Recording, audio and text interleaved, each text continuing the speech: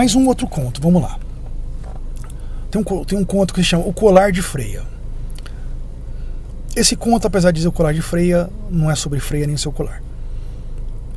Mas para começar esse conto, um dia Freya estava andando por Nidvalir com seus felinos gigantes na sua carruagem. Aí ela passou num dos castelos de 4 irmãos anões. Eles estavam forjando um colar que as gemas pareciam estrelas.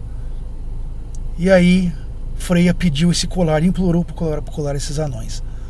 Esses anões, em troca de certos favores, que depois Freya de alguma maneira pagou, que não importa quais são os favores, ela recebeu esse colar que chama Brisingamen, ou Brisingamen. Aí esse era o colar muito famoso.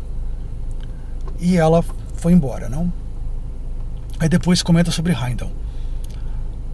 Heimdall era filho das 9 ninfos, ou das 9 filhas do mar.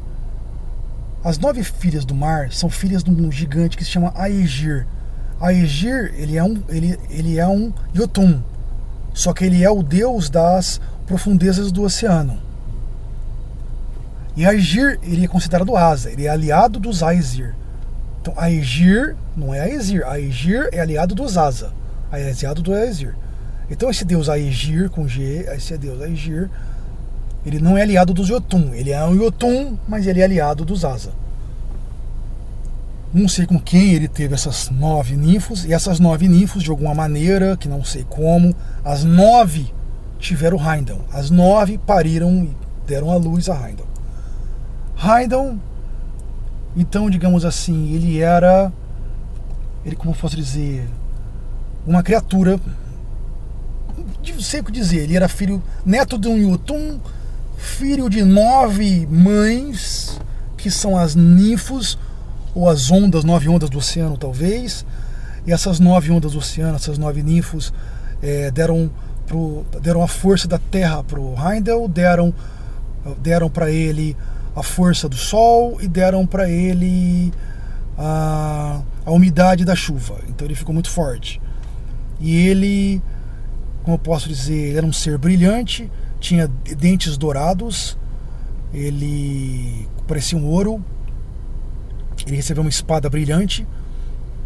E aí os deuses, vendo todo esse ser, todo brilhante, neto de Aegir, resolveram levar ele para Asgard. E aí presentearam ele com um cavalo que chama Gundalf, ou Gundael, cara, não sei nem pronunciar também. Era um cavalo com crinas douradas. E depois que Mimir morreu, quando arrancaram a cabeça dele, né, entre aspas, morreu, a cabeça ainda ficou acessível para Odin, ele recebeu o Gjallarhorn, ou Heimdall, aquele chofar para tocar no Tempos Finais. E ele recebeu então o cargo de ser o guardião da Bifrost. Que a Bifrost era só para os deuses pegar, mas depois os gigantes começaram a cruzar a Bifrost, atravessar a Bifrost. Não todos, mas alguns. Então Heimdall ficou ali e também para notificar o tempo final quando chegasse. E os deuses tinham medo que os poderes do caos e dos Jotun tomassem conta de Asgard e do mundo dos homens. Então Heimdall, que seria o guardião de Asgard e do mundo dos homens, olhando tudo o que está acontecendo. Então, uma bela noite, Heimdall estava de guardião da ponte Bifrost. Heimdall estava de guardião da ponte, e de repente ele viu uma figura furtiva, escondida, entrar no palácio da deusa Freya. E essa figura vai até o quarto dela e consegue de maneira furtiva roubar Brisingamen, ou Brisinga, dos colar de deusa Freya. Aí ele vai então e tenta impedir essa figura de cruzar a Bifrost. E essa figura nada menos, nada mais que Loki. Então, na hora que ele vê que é Loki roubando o colar Brisingamen, ele saca a espada e vai para cima de Loki. E Loki rapidamente se transforma numa chama ardente para impedir o ataque se transforma numa chama ardente para impedir o ataque de Heimdall. Heimdall se transforma numa nuvem para apagar a chama. Aí nesse momento Loki se transforma num urso polar e começa a tomar a água da nuvem. E aí a nuvem, que é Heimdall, se transforma no urso polar e os dois começam a brigar.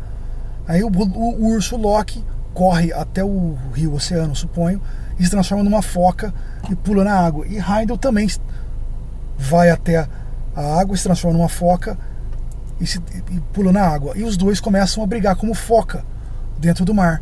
Até que a foca, Heimdall vence a foca Loki, e lá fora da água eles tomam a forma deles. Aí Heimdall propõe para ele a pena dele: você vai devolver o colar para deusa Freya, sem ela nem ver nada, sem ela saber, e eu vou assistir tudo. Aí o Loki vai e furtivamente volta para o palácio de Freya e devolve o colar, quando coloca no pescoço da Freya, sem a deusa nem perceber. E nisso, depois dessa batalha, quando o Loki depois vai embora, Heimdall fica muito ferido. Aí ele procura Idun, e Idun dá uma das maçãs douradas que cura Heimdall.